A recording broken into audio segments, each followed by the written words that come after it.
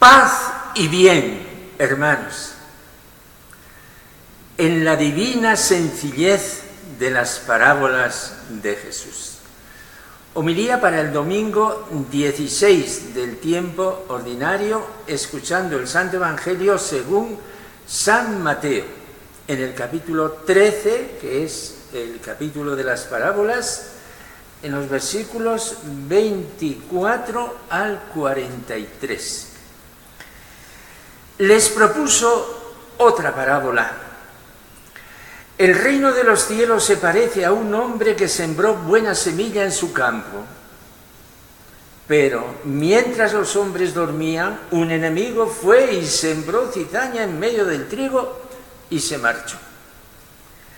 Cuando empezaba a verdear y se formaba la espiga, apareció también la cizaña. Entonces fueron los criados a decirle al amo: Señor, ¿no sembraste buena semilla en tu campo? ¿De dónde sale la cizaña? Él les dijo: un enemigo lo ha hecho.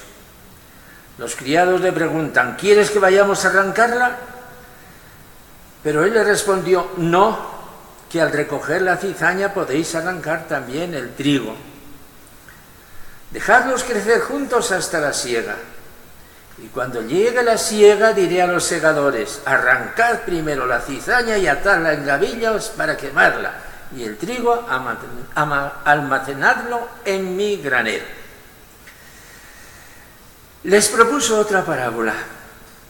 El reino de los cielos se parece a un grano de mostaza que uno toma y siembra en su campo.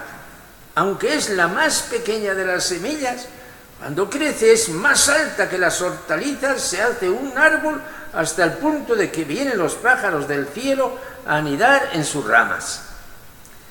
Les dijo otra parábola. El reino de los cielos se parece a la levadura. Una mujer la amasa con 3 medidas de harina hasta que todo fermenta. Jesús dijo todo esto a la gente en parábolas. Y sin parábolas no les hablaba nada, para que se cumpliera lo dicho por medio del profeta. Abriré mi boca diciendo parábolas, anunciaré lo secreto desde la fundación del mundo. Luego dejó a la gente y se fue a casa. Los discípulos se le acercaron a decirle: explícanos la parábola de la cizaña en el campo. Él les contestó: el que siembra la buena semilla es el Hijo del Hombre. El campo es el mundo. La buena semilla son los ciudadanos del reino. La cizaña son los partidarios del maligno. El enemigo que la siembra es el diablo. La cosecha es el final de los tiempos y los segadores, los ángeles. Lo mismo que se arranca la cizaña y se echa al fuego, así será el final de los tiempos. El Hijo del Hombre enviará a sus ángeles y arrancará de su reino todos los escándalos y a todos los que obran iniquidad, y los arrojarán al horno de fuego. Allí será el llanto y el rechinar de dientes. Entonces los justos brillarán como el sol en el reino de su Padre. El que tenga oídos, que oiga. Palabra del Señor.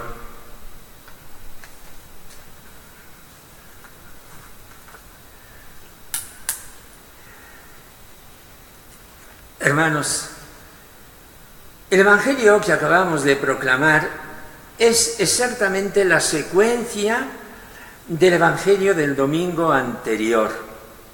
Estamos en el capítulo 13 del Evangelio de San Mateo, que agrupa, como lo había hecho ya San Marcos, unas cuantas parábolas del Maestro Jesús de Nazaret. No todas, ni mucho menos. Y que nos adentran al vivo en el estilo de su predicación y en el contenido de su mensaje. El investigador más insigne de las parábolas de Jesús, el benemérito Joaquín Jeremías, de la Iglesia luterana, que vivió largos años en Jerusalén, nos dice: las parábolas de Jesús son algo enteramente nuevo. En toda la literatura rabínica no encontramos ni una sola parábola anterior a Jesús. En su libro especializado, Las parábolas de Jesús. Titulamos la homilía de hoy En la divina sencillez de las parábolas de Jesús. Las parábolas son todas sencillas, sumamente sencillas. No hace falta saber ni leer ni escribir para entenderlas, pero ninguna de las parábolas se puede entender sin reflexionar sobre ella. La frase final de este Evangelio dice: el que tenga oídos, que oiga. Y ya lo habíamos escuchado el domingo anterior. Jesús nos invita a reflexionar, a interiorizar, a sacar las consecuencias, porque cada parábola es una propuesta de vida. ¿Qué significa esta parábola?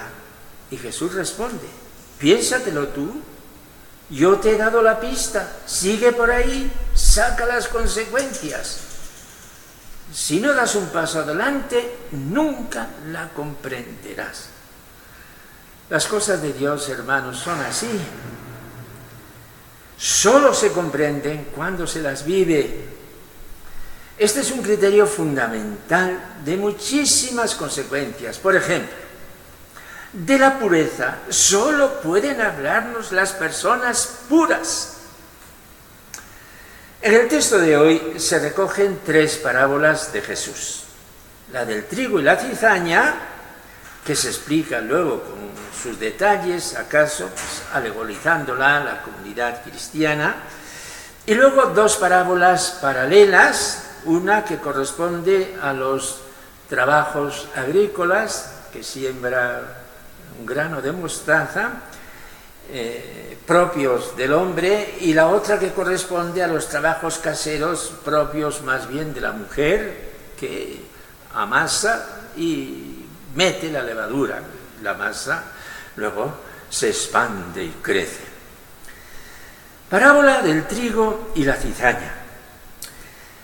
En la parábola del sembrador se hablaba de la tierra buena.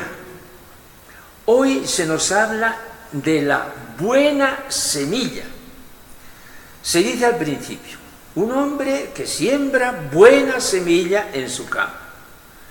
Luego, los labradores le preguntan al Señor: Señor, ¿no sembraste buena semilla en tu campo? Ellos saben perfectamente lo que se ha sembrado. Ellos fueron los sembradores y serán los cosechadores. Lo saben, pero lo dicen para poner en contraste lo que viene. ¿De dónde sale la cizaña? Y la respuesta es clara: un enemigo lo ha hecho. Aquí comienza el misterio de la parábola. Sucede que en el campo de Dios, la comunidad donde vivimos, en la iglesia extendida por todo el mundo, hay trigo, la buena semilla, y no deja de haber cizaña. Pero aquí viene el detalle. No siempre se puede distinguir cuál es la plantita de trigo y cuál es la de la cizaña. Comienza el problema. Si supiéramos con exactitud esto es trigo y esto es cizaña, la solución es clara. Mañana mismo hay que limpiar el campo de cizaña y que crezca limpio y vigoroso el trigo. Pero la vida nos dice que esto no siempre es así. ¿Quién tiene la llave del bien y del mal para decir esto es bueno y esto es malo? Solo Dios. ¿Quieres que vayamos a arrancarla? Pero él le respondió: no, que al recoger la cizaña podéis arrancar también el trigo. Dejadlos crecer juntos hasta la siega. Estemos muy atentos, hermanos, para no sacar consecuencias que no prevé la parábola. Sería totalmente equivocado, fatalmente pernicioso el decir que en virtud de esta parábola, en la Iglesia, comunidad de Jesús, hay que dejar pasar todo. Este Papa, e igualmente Benedicto XVI, han tenido actuaciones muy precisas cuando han descubierto un escándalo en la Iglesia. Si se probara, por ejemplo, que un obispo oculta una conducta escandalosa, inmediatamente la Iglesia actúa y le hace o renunciar o lo destituye. La parábola está comparando dos situaciones: la situación presente en que vivimos y la situación final de la historia. En la Iglesia estamos los que estamos, y junto a los buenos hay muchas miserias. No queramos soñar en una iglesia de puros, porque eso es una utopía herética, sencillamente herética. A lo mejor yo mismo, Dios no lo quiera, sin darme cuenta, estoy siendo un mal cristiano. Pienso que no. Y que estoy impidiendo el crecimiento de los que están a mi alrededor. Dios me abra los ojos. Se trata en el fondo del misterio de la mezcla del bien y del mal, que nos acompaña toda la vida. Y el Dios del cielo, que hace salir el sol sobre buenos y malos, y hace llover sobre injustos y pecadores, no destruye a los malvados, porque es un Dios paciente. Llegará un día, sí, en que todo saldrá a la luz y el juicio de Dios será la palabra final. Este juicio último de Dios ilumina la vida de Jesús y le infunde una inmensa esperanza. Al final, Dios ha de triunfar.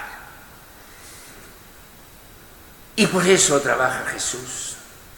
Y no se desanima. Y por eso entrega su vida en la cruz. Jesús cree en el triunfo de Dios, su Padre. Nosotros, hermanos, tenemos que ser esa cosecha de trigo limpio y fragante que Jesús ha de presentar al Padre. Nosotros hemos de ser el triunfo de Jesús por toda la eternidad. Las otras dos parábolas, la del grano de mostaza, la de la masa que luego fermenta y crece, también nos hablan de dos situaciones del reino de Dios que Jesús inaugura. Qué pequeño es al principio, como un granito de mostaza que se pierde en las arrugas de la mano. ¿Cómo es posible que ese granito llegue a ser un arbusto que es miles de veces más grande que lo chiquitín del granito solo? La obra que está haciendo Jesús aparentemente es de mínimo alcance. Un puñado de discípulos frente al mundo entero, que es un grano de mostaza.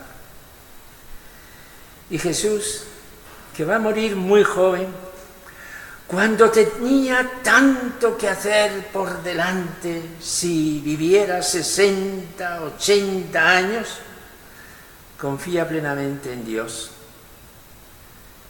Tiene la absoluta seguridad de que su obra, de momento insignificante, es la obra del reino de Dios en el mundo. Este reino ha de ser grande y universal porque es el reino de Dios. De un granito se ha de hacer como un inmenso árbol. Aquí Jesús hasta exagera porque las aves del cielo pues no van a este arbusto, pero los profetas han hablado de que el árbol ha de acoger a los pájaros, que es el símbolo del reino de Dios. Este granito se va a hacer como un inmenso árbol que pueda refugiar a todos los pájaros del cielo, porque se trata del reino de Dios en la tierra. Señor Jesús, al oír estas palabras, mi corazón exulta de alegría. De todo corazón yo me asocio a tu obra. Lo que yo hago, que es tan pequeñito, unido a lo que tú has hecho, será un día parte de la gloria del gran reino de Dios sobre la tierra. Gracias. Amén.